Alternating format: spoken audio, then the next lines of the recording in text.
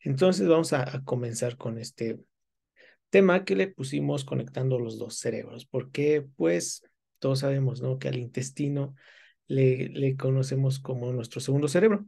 Quién sabe si fue el primero o el segundo, pero bueno, el segundo cerebro, ¿no? Y pues no está tan descabellada la idea a nivel histológico. ¿Qué vamos a ver el día de hoy?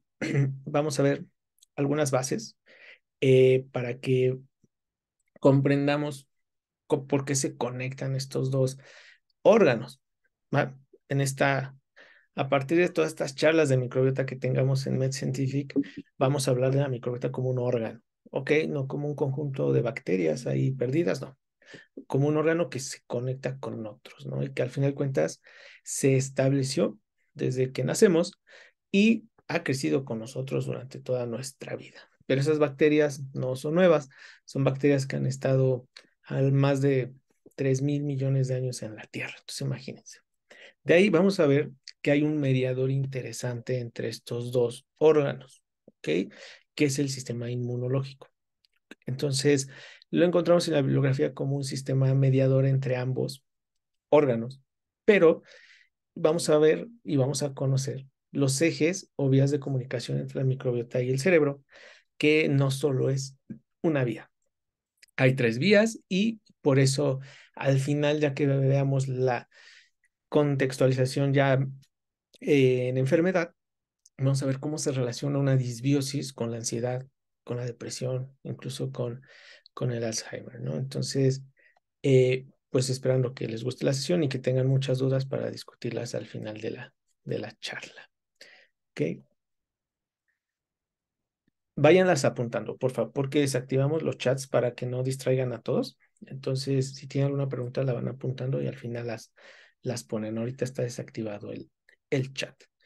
Bueno, como base, pues tenemos lo que les comentaba, reconocer que la microbiota existe, de que no solo está en el intestino y que pues no necesariamente son bacterias malas.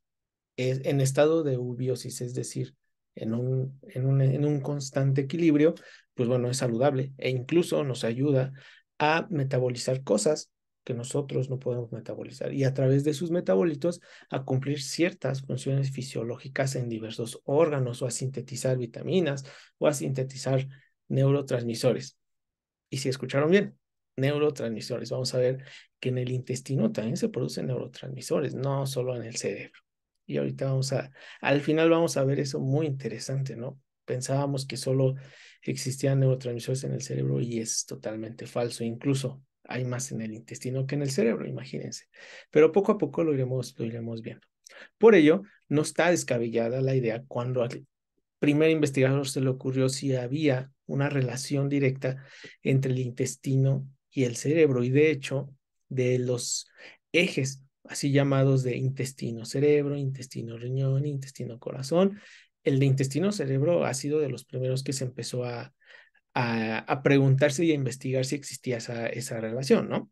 Ahora sabemos que más que eje intestino, el intestino es un medio de absorción, porque pues es su función al final de cuentas. El intestino per se es esa barrera que permite el paso o no de ciertas sustancias. Entonces, hasta cierto punto y a nivel funcional, sí está mal dicho que es el eje intestino-cerebro, porque en realidad sería eje microbiota-cerebro, ¿ok? Pero bueno, básicamente es sinónimo hasta que no nos pongamos de acuerdo a nivel internacional que haya un consenso de nomenclatura de la microbiota que no existe, seguramente después de eso ya se tengan los nombres correctos. Ahorita es las asociaciones que hacemos y las investigaciones que se hacen al respecto, lo que nos está dando la literatura y la bibliografía actual, pero aún no hay consenso sobre el tema. Es decir, no hay un consenso mundial donde haya los términos de la nomenclatura correcta. Si ahorita van a PubMed o algún buscador, pueden encontrar artículos del 2023 que hablan todavía de flora intestinal, cuando se sabe que desde hace años no se debe hablar de flora intestinal porque pues, no son flores ni plantas, son microorganismos, son bacterias. Entonces el nombre correcto es microbiota, precisamente porque no existen esos consensos, pues se le puede nombrar de diversas maneras. Pero esperamos que pronto nos pongamos de acuerdo. Entonces, les decía que no estaba descabellada la idea de conectar la microbiota con el cerebro y más aún si tenía alguna implicación a nivel patológica, propiamente del intestino, es decir, si el paciente tiene mala absorción, si el paciente tiene síndrome de intestino irritable, si puede tener una alteración a nivel del sistema nervioso central o al revés. Entonces, eso es lo que lo que se están dedicando a investigar y vamos a ver unos análisis muy interesantes al final de la clase. Importante, las bacterias per se muy rara vez pasan al torrente sanguíneo. Sí llegan a pasar y aquí nos encontramos a un nuevo cambio de paradigma, ¿no? Porque me dirían, si pasan bacterias al torrente sanguíneo es una sepsis, no necesariamente, porque hay una sepsis, como lo vimos en la clase pasada de endotoxemia metabólica, si no la vieron está en YouTube, en nuestro canal de MedScientific. La endotoxemia metabólica justamente es una sepsis, pero que no cumple con criterios de gravedad. Entonces, sí pueden pasar ciertas bacterias o inclusive ciertas partes de la bacteria, como sus membranas, algunos lipopolisacáridos, sí llegan a pasar y no necesariamente causan una sepsis, pero sí causan un estado proinflamatorio, ¿no?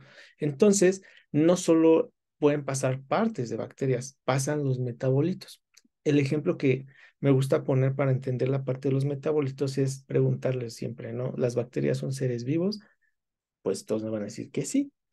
Y si un ser vivo necesita comer, las bacterias necesitan comer, pues todos dirán en su mente que sí. Entonces, las bacterias también metabolizan y generan productos de degradación, lo que se llaman metabolitos. Entonces, esos metabolitos van a pasar la barrera epitelial intestinal y pueden ir al torrente sanguíneo. Y pues la sangre transfunde a todo nuestro ecosistema humano, pues entonces esos metabolitos pueden llegar a parar a todas partes. Ya se sabe que hay ciertos metabolitos que sí actúan en ciertos órganos diana. El día de hoy vamos a ver justamente lo del sistema nervioso central, pero hay para corazón, hay para riñón. Entonces, ahora conocemos que la microbiota pues es causante, pues ya se postula como factor de riesgo para múltiples enfermedades, aún no como causa, pero sí como factor de riesgo. ¿Ok? Entonces, para entender este eje, microbiota, intestino y sistema inmune, ¿ok? Tenemos que dividir a tres vías, ¿ok?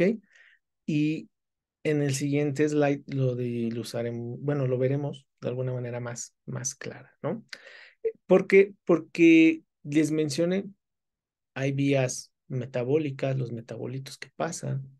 Ya vimos que el sistema inmune también es mediador, pero también hay justamente activación simpática o neuronal directa del intestino. Entonces podemos dividir estas vías en tres. Hay tres procesos por los cuales nuestra microbiota se puede comunicar directamente con el sistema nervioso central, no solo una. Y yo creo que eso es de lo más importante de la clase, conocer y reconocer que existen vías diferentes de comunicación. Pero para esto, nuestro, básicamente toda nuestra microbiota es dinámica. O sea, no vamos a tener nuestra microbiota siempre del mismo estilo. Eh, Sabemos que la microbiota por ahí de los 2 primeros años, o se habla, ¿no? En estudios de los primeros 1000 días de vida, es la que se establece y la que vas a tener el resto de tu vida. Solo cambian las concentraciones o las unidades formadoras de colonia de las poblaciones bacterianas. Pero básicamente desde la niñez, desde la lactancia, ya tenemos nuestro pool de géneros y especies de bacterias que vamos a tener toda la vida, ¿no? Entonces, vamos a ir viendo cómo ya se sabe que hay ciertos grupos de bacterias proinflamatorias y bacterias saludables que podemos llamarle antiinflamatorias. El primer factor regulador de la microbiota es el estilo de vida. Y bueno, el estilo de vida, ver cómo lo es la alimentación, el ejercicio, el sedentarismo, la salud mental, el dónde vives, eh, si haces ayuno, si consumes antibióticos, si consumes AINES, lo que es todo, como cae en el intestino, te va a modificar la población bacteriana. Entonces vean este esquema que se me hace bastante interesante, donde analizan mediante la edad qué factores son los principales que modifican la microbiota en ese grupo etario. Y miren, vamos a analizarlos de manera rápida. Aquí hablan que en la parte de la preconcepción, es decir, nuestros papás nos condenan a tener una microbiota enferma o saludable. La investigación actual nos dice que sí. Hay algo que se llama programación metabólica fetal, es decir, mediante, generalmente es más de la mamá que del papá, pero bueno, si nuestra mamá en el periodo de gestación tiene síndrome metabólico, que recuerden que es sobrepeso, hipertensión arterial, hipertrigliceridemia, hipercolesterolemia, ahora ya se quiere agregar y estados hiperuricémicos, una conjunción de dos o más de ellos, el síndrome metabólico, va a tener un estado proinflamatorio persistente durante todo el embarazo, además de los cambios anatómicos y fisiológicos propios del embarazo. Entonces, el bebé o el, el producto, pero bueno, se escucha como raro, el producto no es un juguete, ¿no? Pero el producto, pues va a vivir en un ambiente proinflamatorio. Entonces, va a tener despertados ciertos genes cuando nace que las bacterias van a reconocer. Recuerden que las bacterias también tienen genes, tienen métodos de comunicación, tienen lo que se llama su genoma, que es inclusive mucho más grande que el del ser humano. Entonces, es bien importante que exista un plan de preconcepción donde los papás estén sanos. No sé si habían escuchado, por ejemplo, la suplementación del ácido fólico. Se recomienda desde antes de la concepción, cuando el embarazo es planeado y deseado, ¿no? Entonces genera mejores resultados. Pues justamente si nuestros padres se tienen un peso adecuado, una alimentación adecuada, nuestra microbiota, nuestra programación de la microbiota va a ser saludable. Pero ¿qué pasa a lo contrario? Si tienen sobrepeso o lo que les comentaba, el síndrome metabólico, pues seguramente, además de factores de riesgo genéticos que vamos a tener para diabetes, hipertensión, obesidad, pues también vamos a tener microbiota propensa a un estado proinflamatorio. De ahí, si nos vamos, por ejemplo, a la edad joven, cuando nacemos, evidentemente les comentaba que los primeros 1000 días de vida son vitales para mantener, para estadificar la microbiota en el niño. Y ya se está viendo que la lactancia materna es fundamental para este proceso. Y de hecho, uno de los pilares sabemos que es la lactancia materna exclusiva y después complementaria hasta los 2 años, porque parte de la microbiota de la piel de la mamá e incluso la leche puede tener también microbiota, este, pues va poblando y modificando la microbiota intestinal del lactante en este caso. También que lo va modificando su microbiota, pues bueno, justamente el paso de la lactación, ¿no? Cuando ya empieza a comer alimentos sólidos y el bebé pues come con las manos, no come con cubiertos. Entonces ahora va a haber un trasplante de microbiota de la piel y de las superficies con el intestino, ¿no? Que puede generar enfermedades o no, depende pues de qué bacterias haya agarrado el niño, ¿no? Y esto de que les mencioné el trasplante, véanlo como un proceso sencillo, fisiológico, no lo vean como un proceso quirúrgico o de laboratorio, ¿no? Porque el simple hecho de pasar microbiota de un lado a otro, pues es un trasplante, ¿ok? Porque cuando digo trasplante, muchas veces se entiende a que es un trasplante fecal y no necesariamente. En la adolescencia, pues ya tenemos acceso a, primero, a ser conscientes y saber qué comer y qué no comer, ¿no? Qué nos gusta, qué no nos gusta. Y entonces ahí ya viene que de alguna manera hay un incremento de obesidad grande conforme va aumentando la edad del niño, porque ya puede decidir qué le gusta y qué no le gusta y comprar cosas que le gusten y generalmente son hipercalóricos. Esta dieta va a modificar directamente la microbiota. ¿Ok? Ya se sabe las relaciones directas entre la obesidad, diabetes con la microbiota intestinal. Entonces, un estado proinflamatorio va a estar dado por una dieta americana o que se le llama occidental, ¿no? E incluso la dieta mexicana está cayendo ahí. No sé si saben, pero bueno, en la guía de la ADA de este año para diabetes, nos pusieron que ser latinos ya es un factor de riesgo para tener diabetes, ¿no? Entonces, no, ahora ya nadie se salva de este lado del mundo, ¿no? El simple hecho de ser latino y ser mexicano es factor de riesgo para tener diabetes. Entonces, imagínense. Eh, Aquí drogas, bueno, no son drogas per se, sino fármacos el alcohol, ¿ok? El alcohol se ha visto, además del tabaco, que es un modificador de la microbiota intestinal. Si el paciente, o bueno, en este caso los adolescentes tienen peso adecuado, tienen sobrepeso, pues la microbiota es diferente, las poblaciones son totalmente diferentes. Y ahora se sabe también que el estado mental, la carga social, también puede modificar estos comportamientos y por ende modifican la microbiota. Entonces, llegar a un momento no muy lejano donde básicamente en todas las patologías se vea que hay un problema intestinal dado por la microbiota que responde a todos los factores. Es como nosotros, ¿no? ¿Qué pasaría si nos quedamos sin oxígeno o si nos quedamos sin, no sé, sin luz del sol? Pues vamos a tener que modificar, ¿no? Pues la microbiota también son seres vivos que se adaptan a las circunstancias, en este caso del intestino.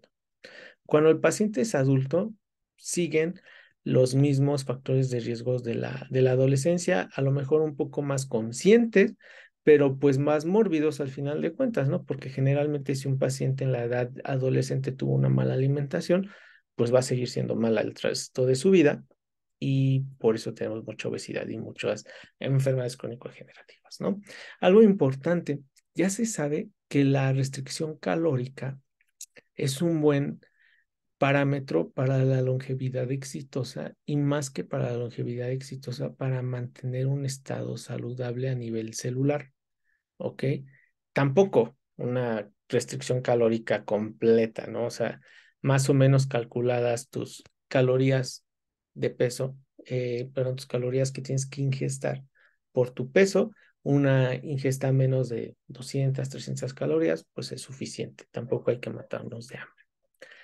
El envejecimiento también cambia la microbiota. Sí, de hecho, se sabe que la microbiota, entre más diversa sea en especies, es un marcador de longevidad, es decir, que seamos más grandes, ¿no? Que tengamos una expectativa de vida más grande y una mejor calidad de vida, ¿no? Lo que se conoce como health span y lifespan. Entonces, básicamente, estos son algunos de los factores que, pues, si los ven todos nosotros tenemos todos estos factores modificables que pueden modificar la microbiota y el sistema inmune y ya sabemos que está conectado la microbiota, el sistema inmune y el cerebro. Entonces es ahora donde debemos de ser más conscientes en qué comemos y en nuestros estilos de vida, porque vamos a ver en los últimos slides cómo se relaciona con la ansiedad, con la depresión, por ejemplo. Entonces vamos con uno de los esquemas padres de esta clase, donde vamos a conocer las tres vías de comunicación de la microbiota con el cerebro. ¿Ok? Entonces, primero, vamos a ir viendo este esquema en partes, pero hay que contextualizarlo de manera general. Nos dividen el sistema, el eje intestino-cerebro en dos partes. En una parte izquierda, donde vamos a tener condiciones saludables de la microbiota, por eso se llama healthy, y o se puede llamar en eubiosis, que una eubiosis justamente es la microbiota sana, balanceada, y en un estado proinflamatorio, donde hay una disbiosis, la pérdida de esa homeostasis de la microbiota. ¿Ok? Entonces por eso se divide en dos. Pero antes de partir en los siguientes slides esta imagen en dos, vamos a ver las vías de comunicación. Recordando que el intestino per se, vamos a ver la barrera epitelial, aquí lo que estamos señalando, es justamente ese canal mediante el cual absorbemos nutrientes o lo que tengamos que absorber, que se puede modificar, porque ahora ya se sabe del síndrome de intestino permeable, ¿no? Donde las células se abren entre sí, sus uniones estrechas se abren, dejan pasar cosas que antes no dejaban pasar en estado saludable, ¿no? Entonces, pero primero tenemos a nuestros estrellas de la película del día de hoy y de lo que nos gusta estudiar de este lado, pues las bacterias, ¿no? Y la microbiota, como pueden ver, de muchas figuras y de muchos colores, precisamente porque tenemos mucha diversidad en ella. ¿Ok? Pero producen metabolitos, que son pues estas bolitas, podemos llamarle, que están más pequeñas, ¿ok? De colores. Entonces, la primer vía de comunicación entre la microbiota y el cerebro va a ser a través de los metabolitos. ¿Ok? Esta bacteria azul, imagínense, o bueno, vámonos con esta en forma de Y, produce estos metabolitos morados que pasan a la circulación general y se van a través del torrente sanguíneo a básicamente a todos los órganos y sistemas. Aquí lo que nos compete es que algunos pasan a través de la barrera hematoencefálica y llegan al sistema neuronal. Recordemos que no solo tenemos neuronas, de hecho tenemos más células gliales que neuronas, tenemos alrededor de 10 células gliales por cada neurona, entonces imagínense cuántas células tenemos en realidad en el cerebro, que estos metabolitos pueden actuar directamente en esas células que, bueno, ahorita lo vamos a ver. Pero repetimos la primera vía de comunicación por vía de metabolitos. Recordando esto, atrás de esta barrera epitelial está el torrente sanguíneo, ¿eh? Nunca se les olvide. Digo, aquí no lo pusieron, pero se sobreentiende, ¿no? Es absorción intestinal y metabolitos pasan al torrente sanguíneo. La segunda vía de comunicación es mediante aferencias nerviosas. Ciertos receptores que tienen las terminales del sistema nervioso entérico responden a bacterias o a metabolitos propiamente de la microbiota, sin que pasen al torrente sanguíneo. Entonces, aquí, hágale cuenta que hay un receptor, aquí en este caso sería este, sí, sería nuestro eje neuronal, donde tiene receptores a ciertos metabolitos o a ciertas sustancias que producen las bacterias y te va a generar una aferencia, pero ¿de qué tipo? Pues eléctrica, ¿no? Porque al final de cuentas es lo que se transmite por la aferencia nerviosa y sube como un impulso eléctrico a ciertas partes del cerebro. Entonces, esa es nuestra segunda vía de comunicación entre la microbiota intestinal y el cerebro. ¿Ok? Y la tercera vía de comunicación es algo que se llama señalización inmunológica. Cómo ciertos tipos de bacterias van a hacer que el intestino sea hiperreactivo y que produzca y que active señales celulares y también inmunológicas que generen un estado proinflamatorio.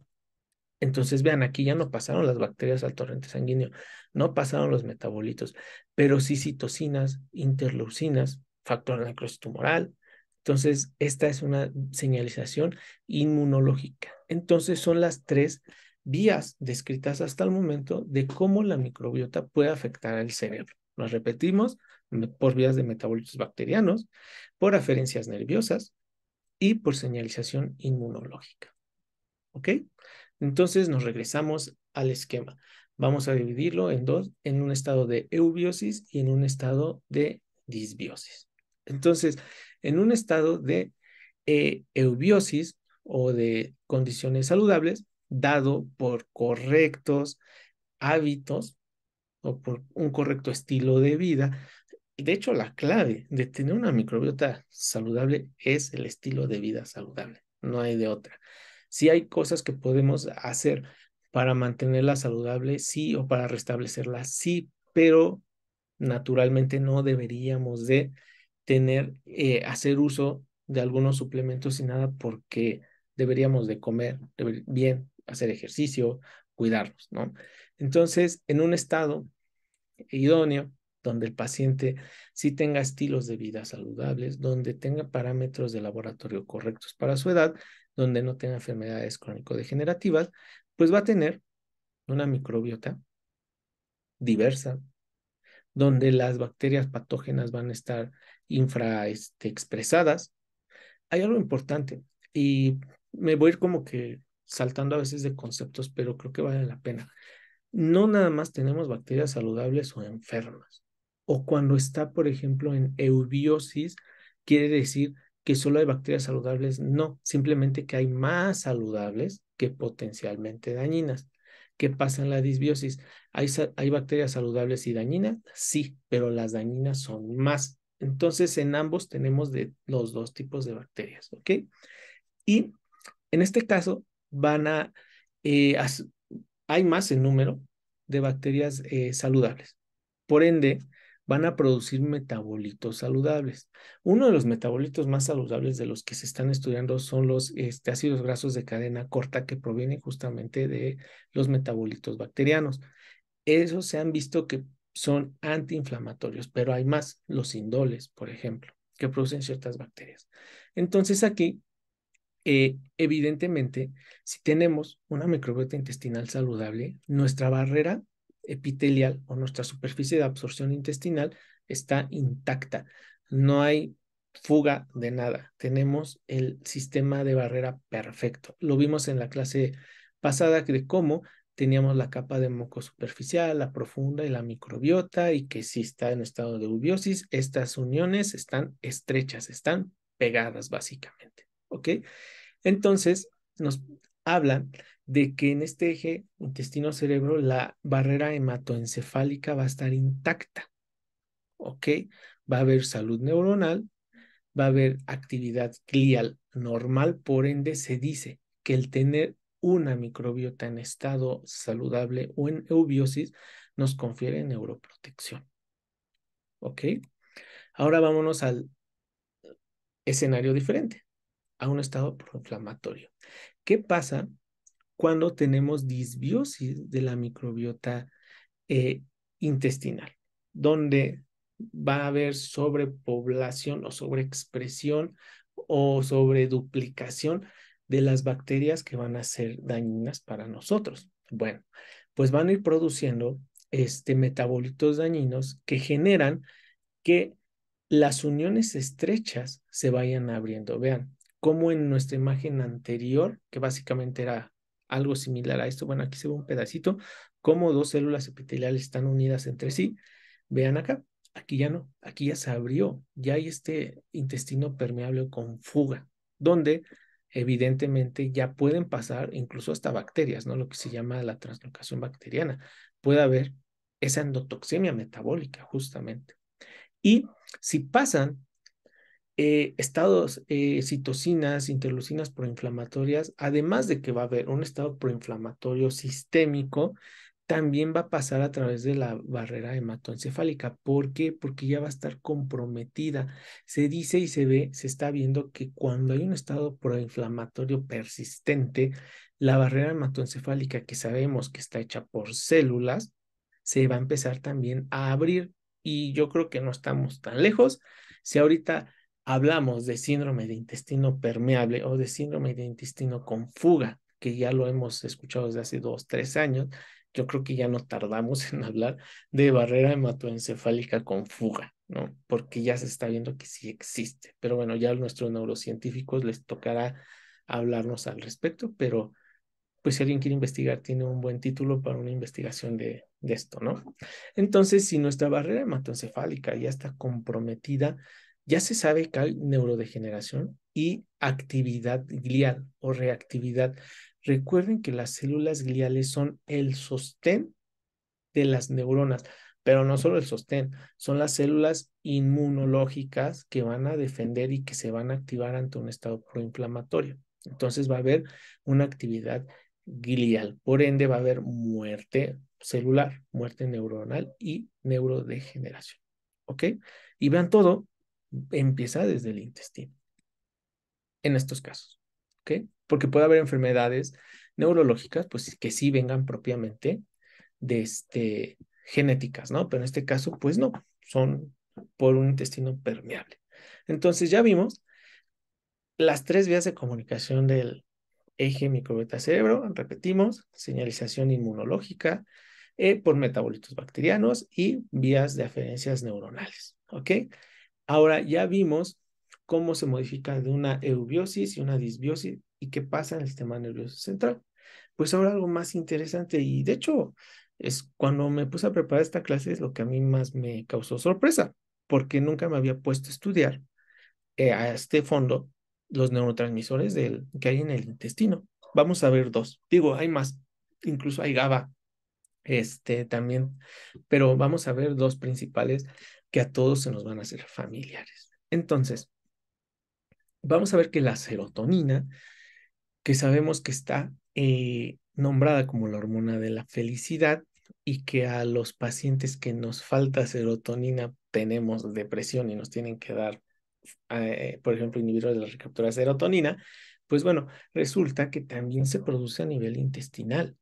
Y no solo es que se produzca, Del 100% de serotonina que tenemos en el organismo, imagínense un número 100, más del 90% se produce en el intestino y propiamente el 10% o menos se produce a nivel del sistema nervioso central.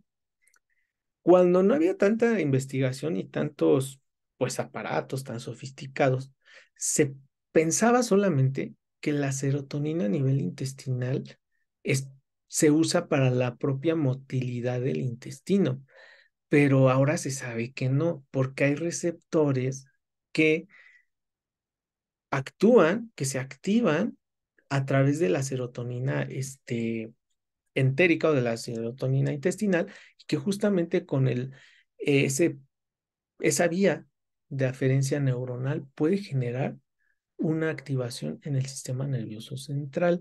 Y de hecho, esto está muy relacionado, por ejemplo, al uso de probióticos con, como tratamiento coadyuvante para la depresión.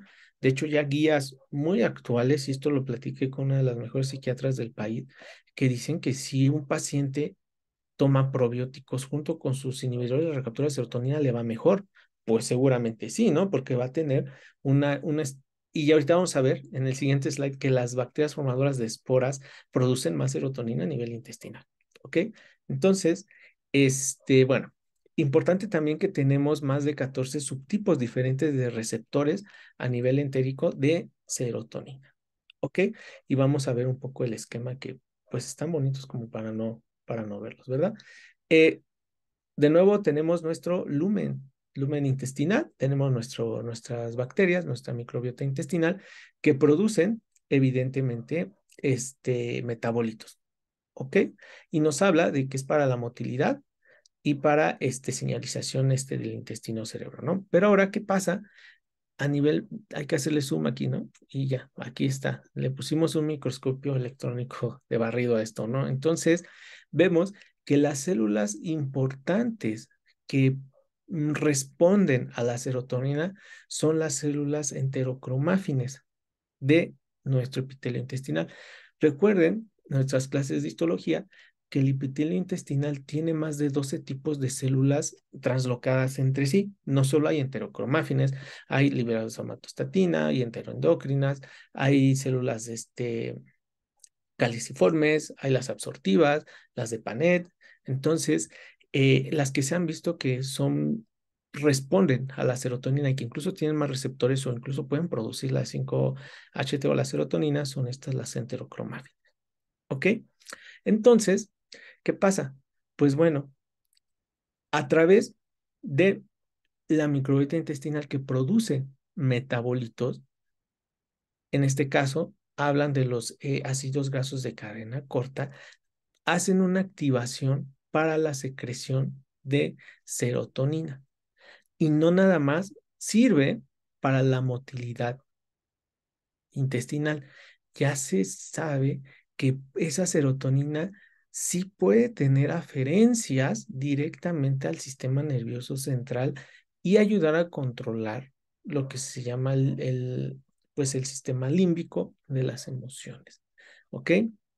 No les puedo decir ahorita, la vía se llama, no, pero ya se está viendo esto, que también la serotonina intestinal puede generar ese porcentaje de serotonina cerebral del paciente. ¿Ok? Esto se me hace muy, muy interesante. ¿Por qué? Porque para los pacientes que tomamos antidepresivos, seguramente si tomamos mm, ciertos tipos de probióticos, seguramente nos va a ir mejor. Vean, ¿cómo se sabe esto, no? De por qué hay serotonina en el intestino. Miren, vean, les voy a enseñar estas imágenes que me resultaron muy, además de llamativas, pues muy interesantes. Vean, es, pues intestinos son cortes intestinales en inmunofluorescencia y bueno, nos las dividen en, básicamente en 3 columnas y en 6 filas, en 6 filas, ¿no? Entonces, miren, vamos a ponerles nombre. En la de en medio, justamente es la de serotonina, que es donde nos vamos a guiar, ¿no? Donde las células se prenden si hay serotonina, ¿ok?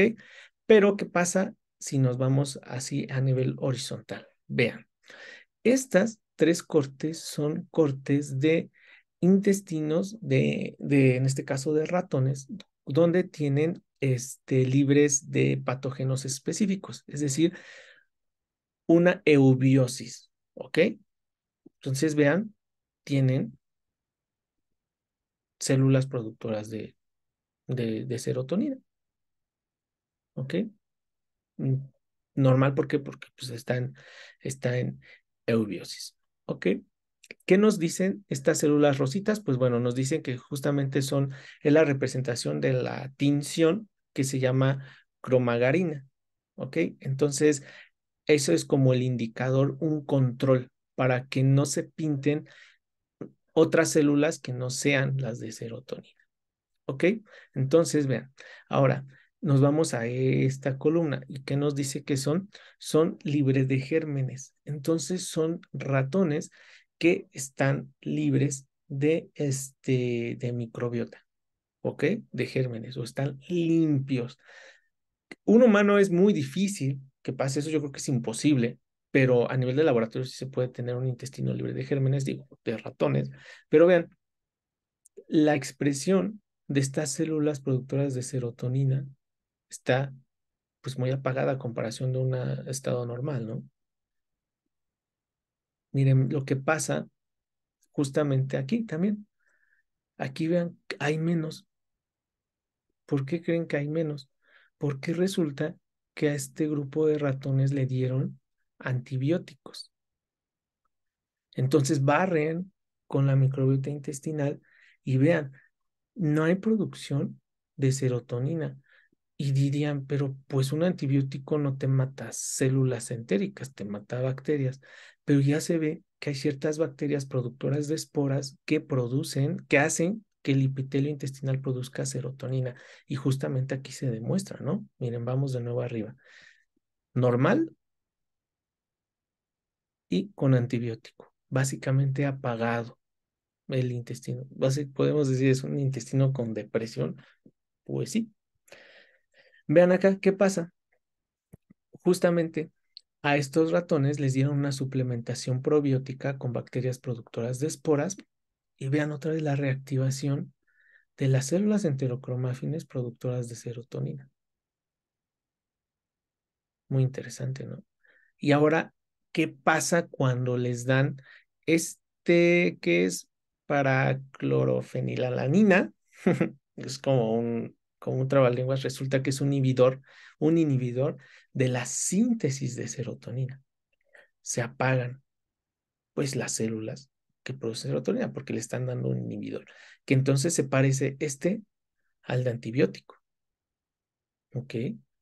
Entonces vean cómo se midió que sí existe serotonina a nivel epitelial intestinal y que es el 90% de la serotonina que tenemos en el cuerpo. Bueno, eso es por la parte de la serotonina, pero algo igual bien interesante, la melatonina, que ahorita con los trastornos del sueño que cada vez son más comunes, eh, y ante también la automedicación y la falsa información, pues la mayoría de personas, si no puede dormir, se toma melatonina. ¿Qué tan efectivo es tomar melatonina? Pues depende del horario. De una vez les comento, ¿no? La melatonina se debe de tomar por ahí de las 6 de la tarde. ¿Por qué? Porque evolutivamente nuestra glándula pineal produce perdón, produce melatonina cuando el sol se está ocultando. Y eso es de millones de años de evolución. Entonces, cuando se va ocultando el sol, se empieza a secretar la melatonina. Entonces, la mejor hora para que ustedes le indiquen melatonina a su paciente es por ahí de las 6, 7 de la tarde. ¿Qué pasa? La mayoría de pacientes se la toma a las 10, 12 de la noche. Cuando no pueden dormir, se la toman, pero no funciona. Incluso si ustedes lo hacen y se la toman a esa hora, se pueden levantar con dolor de cabeza. ¿Por qué? Porque están alterando esa regulación de melatonina. ¿Ok? Algo importante, vean, que se produce más de 400 veces más melatonina en el intestino que en la propia glándula pineal. ¿ok? Entonces, vean, hay mayor concentración de melatonina en el intestino que en el propio cerebro. Entonces, ahora lo que estamos viendo es que uno de los reguladores del ciclo sueño-vigilia, pues también es la microbiota intestinal en eubiosis que produzca melatonina. ¿Por qué? Porque nos van a regular nuestros ritmos circadianos. Entonces ya sabemos que el no dormir causa enfermedad, pues sí, pero también si no produces melatonina, pues seguramente no te va a dar sueño. Y esto es importante porque cuando, bueno, lo vamos a ver un poquito más adelante con síndrome de intestino irritable, pero si nosotros tenemos eubiosis, tenemos pacientes que sí descansan mejor, es decir, los pacientes que están en normopeso, que tienen hábitos saludables de alimentación, duermen mejor que alguien que está con sobrepeso u obesidad. Ya se está viendo que básicamente es una ley, y no les puedo decir un 100%, pero sí un 90% de pacientes con diabetes, con obesidad, con síndrome metabólico tienen disbiosis de base. Eso ya se sabe, ¿ok?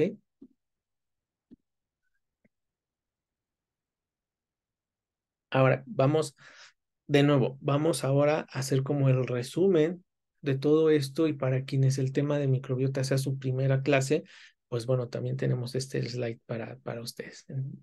Vean, puntos importantes. A la microbiota le tenemos que hablar del lugar donde esté. Entonces, el decir microbiota es un término muy general y si ustedes me dicen microbiota, yo les diría de dónde, ¿no?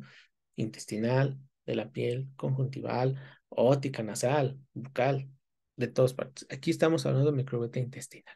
Entonces, vean, la microbiota intestinal existe alrededor de 3,8 por 10 a la 13. Ya se está hablando ni siquiera de billones, sino de trillones de bacterias de más de 1,000 tipos diferentes, o por lo menos de 1,000 tipos diferentes. Vean, entonces, ¿cuánta diversidad bacteriana hay?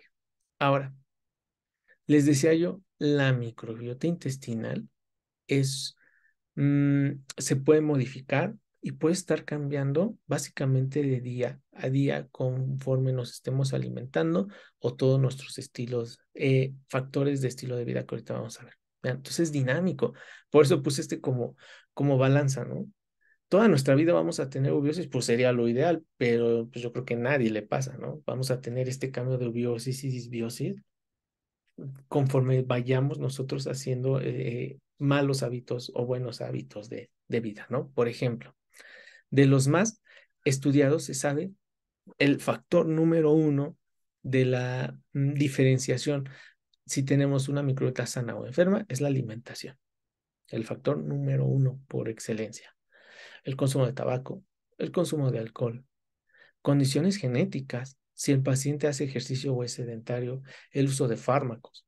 Todo esto va a modificar tu microbiota que tengas disbiosis o eubiosis. Por eso esto es dinámico. ¿Se puede pasar de disbiosis a eubiosis? Claro que sí. De hecho, la disbiosis se puede remitir hasta cierto punto curar. Aún la disbiosis no es un término de enfermedad, aún no está catalogada como enfermedad, pero sí lo podemos hablar como un síndrome, como un trastorno. Pronto seguramente va a estar el tema de la enfermedad como tal, como disbiosis de la microbiota intestinal. Entonces, en eubiosis sabemos que es un estado bueno, un estado de homeostático, vamos a tener más bacterias saludables, más poblaciones de bacterias saludables. Y en disbiosis, más población de bacterias patógenas. Aquí nos vamos a la disbiosis. Y entonces ya conocimos nuestros tres mecanismos de comunicación por vía neuronal, aferencias neuronales, por aferencias, bueno, por comunicación a través de metabolitos bacterianos, y la tercera por señalización inmunológica, que van a ir al sistema nervioso central. Y ahora, si va esto al sistema nervioso central, ¿cuál es la relación con enfermedades neurológicas y psiquiátricas? Ahorita, como está la ciencia médica y como nos han enseñado y según las especialidades que están, separan lo neurológico de lo psiquiátrico, cuando seguramente van unidas, ¿no? Pero imagínense, hasta hay especialidad de neurología y psiquiatría totalmente separadas, ¿no? Pero, ¿qué pasa si tenemos disbiosis y Alzheimer, Parkinson, ansiedad o depresión? Pues bueno, estudios actuales ya nos dicen que hay una influencia directa entre la microbiota intestinal y el comportamiento emocional del paciente o en los procesos neurológicos del paciente. ¿Ok? Y es justamente lo que vamos a ver ahorita ya para finalizar la sesión. Ya se sabe que hay vínculos directos y lo que les decía, el factor principal modificador de la microbiota es la dieta. ¿Ok? Hay de dos, podemos tener una dieta saludable, que la más saludable hasta el momento que se ha estudiado es la mediterránea o la dieta basada en plantas o la dieta oriental japonesa. ¿Ok? Entonces, si tenemos una dieta normal, saludable, pues vamos a tener, evidentemente, aparte del aporte natural de las vitaminas y minerales de nuestra dieta, vamos a tener metabolitos antiinflamatorios, ¿no? Entonces, va a haber una disminución en el factor de riesgo de que el paciente tenga depresión y ansiedad. Lo contrario, que tengamos una dieta americana o una dieta alta en carbohidratos, se le conocen como alimentos proinflamatorios y evidentemente vamos a tener disbiosis y vamos a tener más factor de riesgo para tener ansiedad y depresión. ¿Por qué? Porque se sabe que la ansiedad y la depresión son estados que empiezan con un eje inflamatorio. ¿Ok? Eso es bien interesante. Vamos a invitar prontamente a un psiquiatra para que nos diga ese factor inflamatorio precursor de ansiedad y depresión. ¿Por qué hablamos de esto y por qué debe ser importante reconocer y que nosotros desde el pregrado, es decir, en nuestra escuela de medicina, para los que somos médicos o están estudiando medicina, es bien importante que salgamos de la carrera sabiendo atender casi como especialista la ansiedad y la depresión, al igual que la hipertensión, la obesidad y la diabetes? ¿Por qué? Porque van en aumento. Se sabe que la depresión y la ansiedad van a ser la causa número uno de discapacidad para el 2050. Entonces, vean, la causa número uno de discapacidad en el mundo para el año 2050. Seguramente, pues nos va a ir mal, ¿no? Al final de cuentas, en el aspecto económico, en nuestra población, que es que produce dinero, que produce economía, que produce todo el PIB del mundo, básicamente es la población joven y los adultos jóvenes, pues van a estar con ansiedad y depresión. Entonces van a estar incapacitados muchos de ellos. Por ende, debemos de conocer, y ahora que ya sabemos que el tener una microbiota enferma o una disbiosis también es factor de riesgo, pues ahora tenemos que tratarla en conjunción con el tratamiento de la ansiedad y la depresión, ya sea como tratamiento coadyuvante o, sí, en este caso coadyuvante. Aún no podemos decir que la disbiosis genera enfermedades, no, es factor de riesgo hasta ahorita. ¿Ok? Sería irresponsable yo decir en este momento que la disbiosis es la causa de muchas enfermedades, no, es factor de riesgo, sí.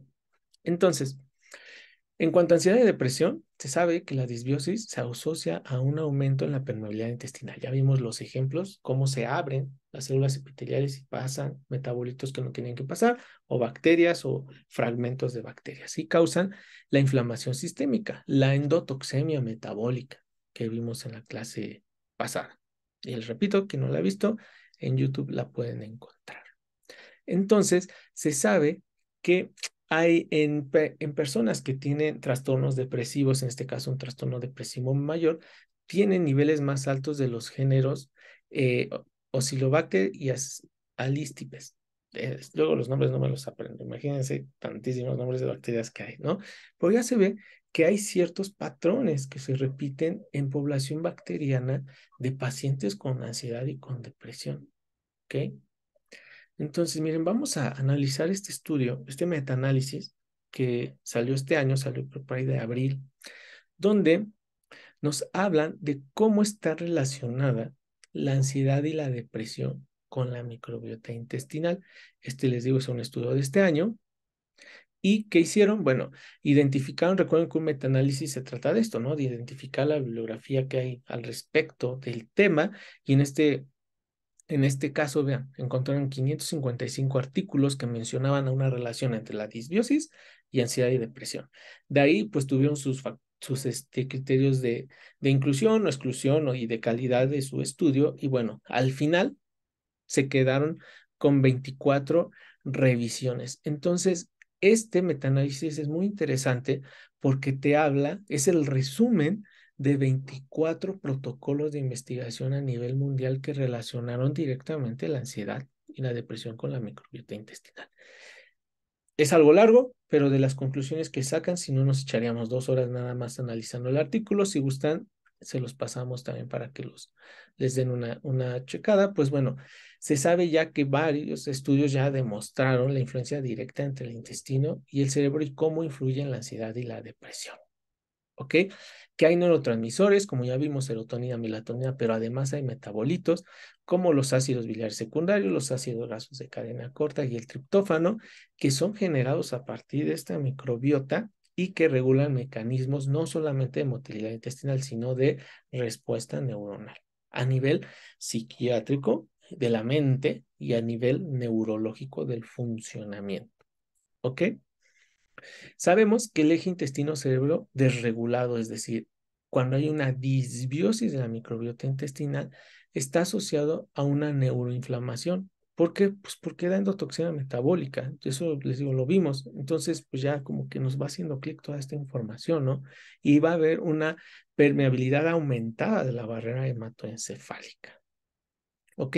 Entonces, importante, aquí hay algo bien interesante también, vean, la mayoría de pacientes con depresión suelen tener síntomas gastrointestinales, como lo son constipación, distensión abdominal, vómitos, náuseas, y a veces pensamos que tiene ansiedad y síndrome de intestino irritable. Recuerden ahora que el síndrome de intestino irritable lo podemos dividir en tres: con predominio en estreñimiento, con predominio en diarrea o en un patrón mixto, y que podemos dar el tratamiento de base.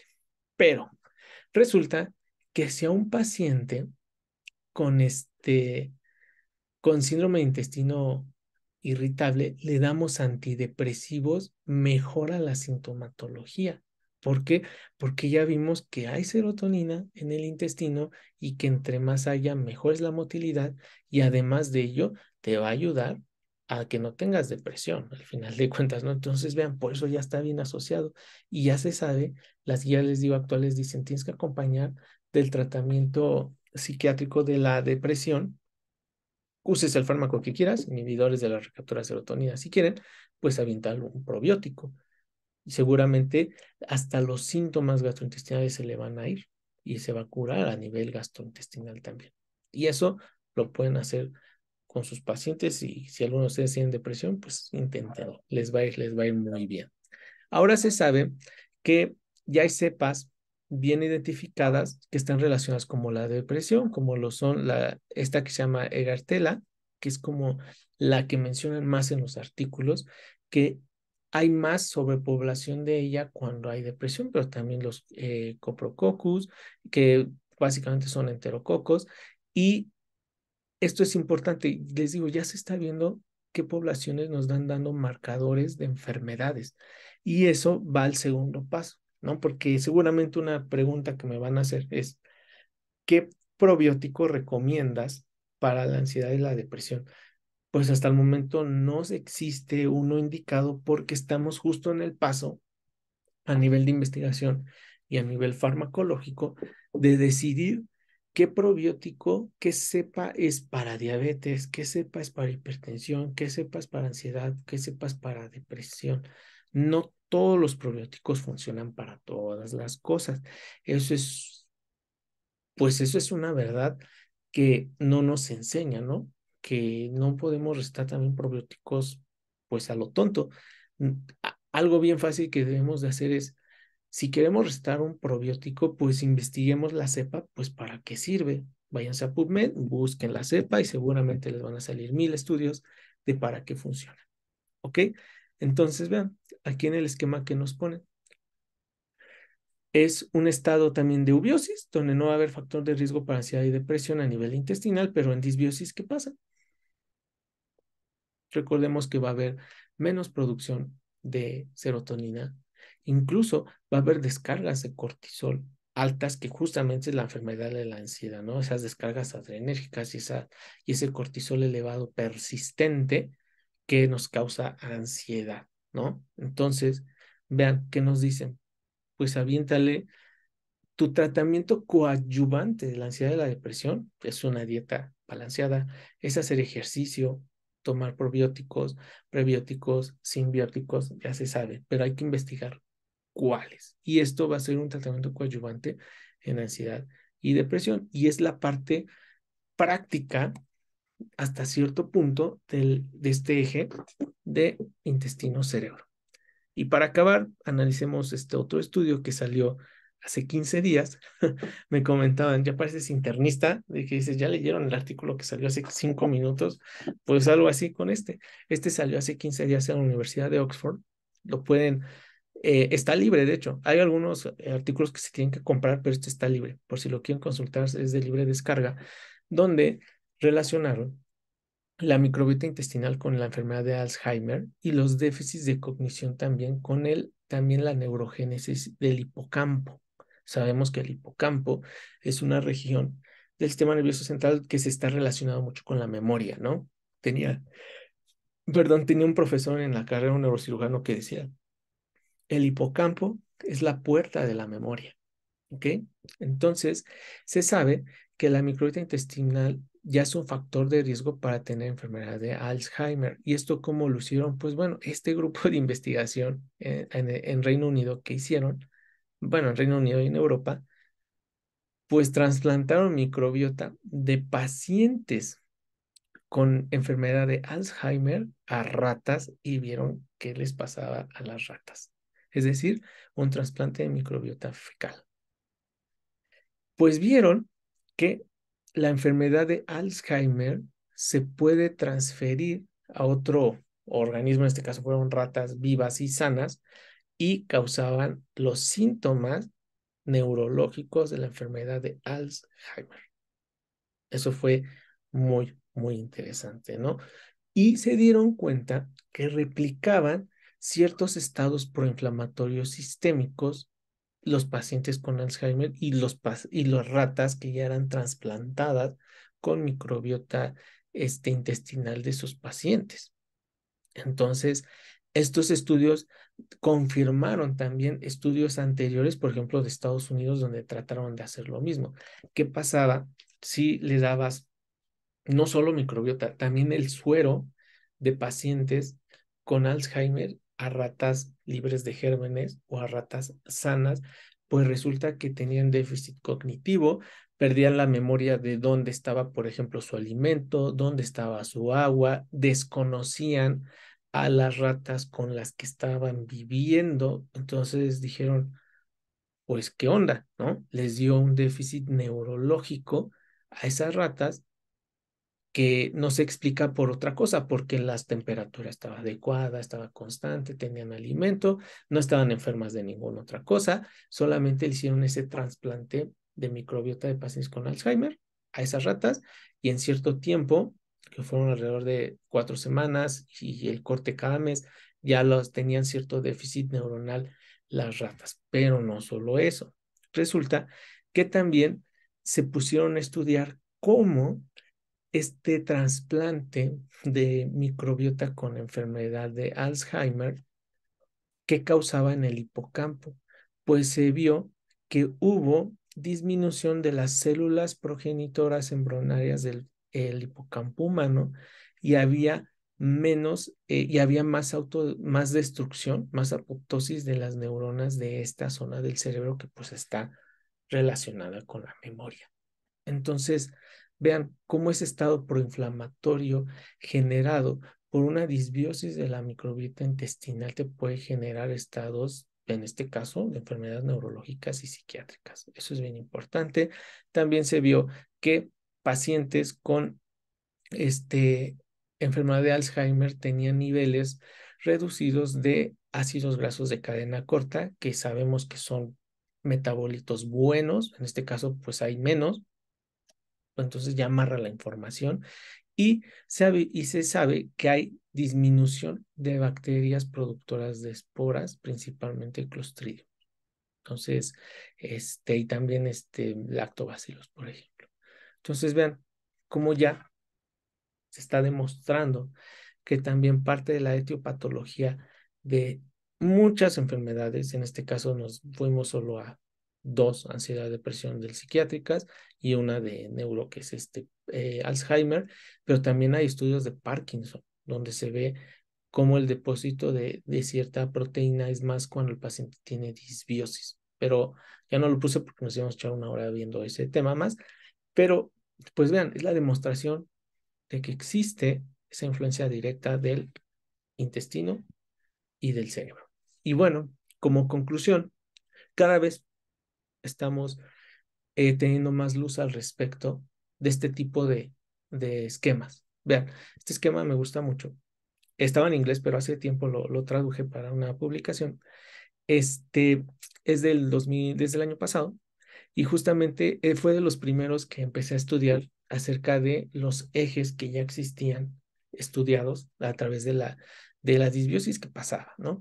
Pues vean, lo que vimos es solo una parte de lo que pasa en realidad del paciente con disbiosis de la microbiota intestinal, del paciente que tiene síndrome de intestino permeable. Ahorita solo vimos el eje intestino-cerebro, que ya vimos que está relacionado con trastornos psiquiátricos, con enfermedades neurodegenerativas, y ahora ya se ve que incluso con el autismo, que es un gran tema también. Pero vean, también es en el eje intestino-piel, ya se sabe que puede haber más probabilidad si el paciente tiene disbiosis en la infancia que el niño en la edad adulta tenga psoriasis, en la adolescencia tenga acné o incluso ciertos tipos de cáncer. Lo mismo que pasa por ejemplo, en el metabolismo.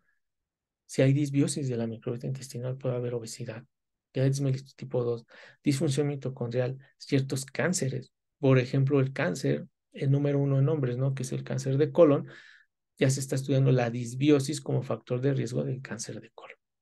En enfermedades cardiovasculares, aterosclerosis y aterotrombosis, que justamente lo vimos en la clase de endotoxemia metabólica, como además de generar esa placa de ateroma, también te genera la destrucción de la misma y la generación de un trombo a través de la microbiota. Bien interesante. Y también el eje intestino-pulmón, ¿no? ¿Cómo te puede causar neumonía, asma, EPOC, cáncer de pulmón? Entonces, vean, cada vez nos estamos dando cuenta que la importancia de este órgano que estuvo desconocido durante siglos, que es la microbiota intestinal. Entonces, pues bueno, espero que les haya gustado la clase. Espero que pues la hayamos pasado bien en esta noche de ciencia y déjenme activar el